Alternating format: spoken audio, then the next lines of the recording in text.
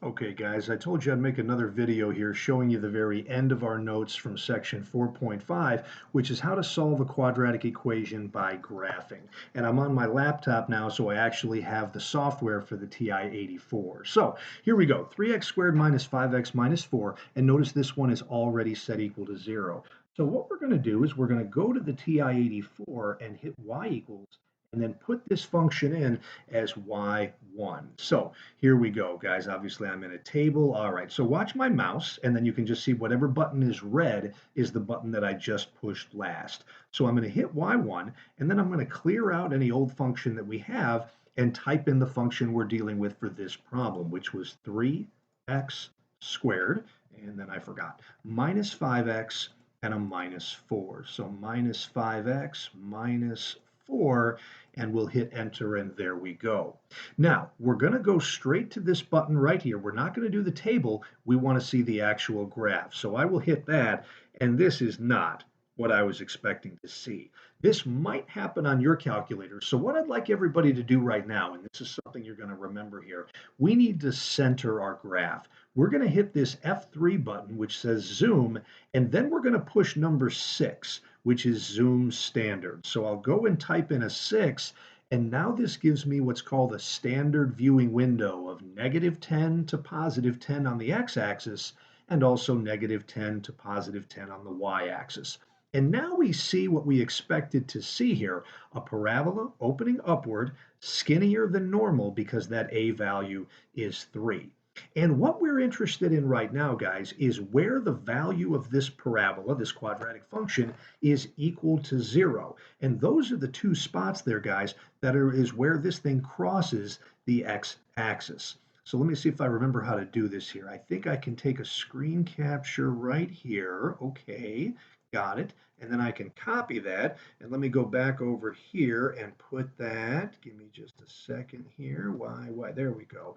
Okay, so here's the graph that we're looking at. And what we really want to know is where does this graph cross the x-axis? So we are really interested in this point right here and this point right here. Those are the spots where this thing crosses the x-axis, which is also the line y equals 0, and that's what we wanted this quadratic function to equal. Now, you can tell from the graph, or at least you could before I messed it up, those are non-integer coordinates, guys. They're kind of in between two whole numbers there. So here's how we find this. You might want to take some notes and write this down, everybody, but here goes. What we are going to do is hit a button here that's that blue calc right above the trace button. So I'm going to hit second and then F4. It gets me to the calculate menu. And what we're interested in right here, guys, are called the zeros of your quadratic function. So I'm going to go down here to number 2, or you could just type in 2 and hit enter. I want to know the zeros of this function, and it's now going to ask you 3 questions. One of them is the left bound. So I'm going to focus on finding this point right here where my cursor is pointing. The left bound, I'm going to use the left arrow on my keypad and move this point so that it is to the left of this actual x-intercept right here. Doesn't really matter how far. This cursor is now to the left of this point, so I hit enter. And as soon as I do, now on the bottom it asks me for the right bound. So now I'm going to use my right arrow and move the cursor now to the right of this actual x-intercept right here. Again, doesn't have to be real close, and I'll hit enter there. And now it's going to ask me for a guess. Now at this point, I'm going to move the cursor back to the left and try to get it as close as I can get it to the actual spot where it crosses the x-axis. And I think this right here is pretty good. So now I'm going to hit enter a third time, and now it's telling me the 0 is right here, negative 0.590667. Now your directions on each problem here would specifically tell you where to round that to. Generally at this level, guys, we round to 2 decimal places. So I'm going to write that as negative 0.59. So let me put that right here. There's not really any work to show. X is equal to negative 0.59. That's one of our solutions. but there's another one coming over here on the right. So back to the drawing board here, guys. We're going to do all this again to try to find this point right here, which looks like it's between 2 and 3. So once more, I'm going to hit second and then F4. That gets me to the calculate menu. And then I'm going to press number 2 for a 0. Left bound. So this time I'm moving off to the right, but I just need to stay a little bit to the left of this actual point right here. And again, it doesn't have to be super close, but probably the closer you get it, the better. So, okay, that's a little to the left. Let's hit enter. Right bound. Now we go past the x-intercept. Sure, that's good. And hit enter there. And then the guess, we try to get it as close as we can. That looks pretty close. And we hit enter. Here's our answer, guys. Notice this y value should be 0. They've got it written in scientific notation. This is -1 times 10 to the -12th power. So if you ever see this e with a negative number, close enough to 0 for what we need. My x value here, rounded to 2 decimal places, is 2.26.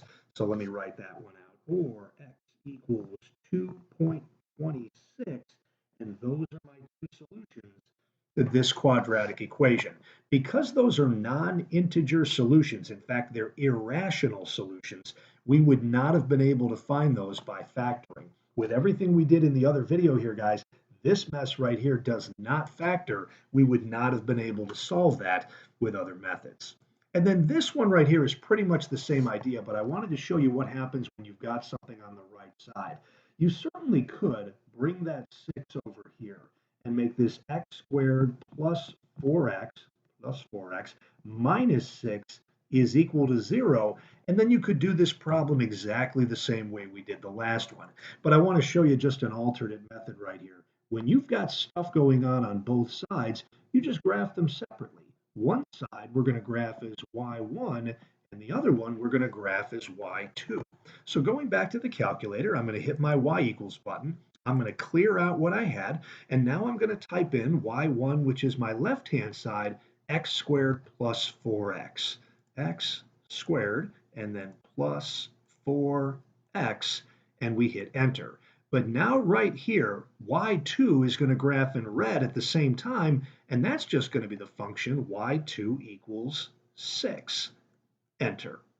So now let me go ahead and hit graph, but what you should see, and I want you guys to think about this before we do, y1 is going to show up in blue. This is a parabola opening up. But y2 is also going to show up, this one in red, and there's no x here, guys. The function y equals 6 is just a horizontal line with a y-intercept of 6.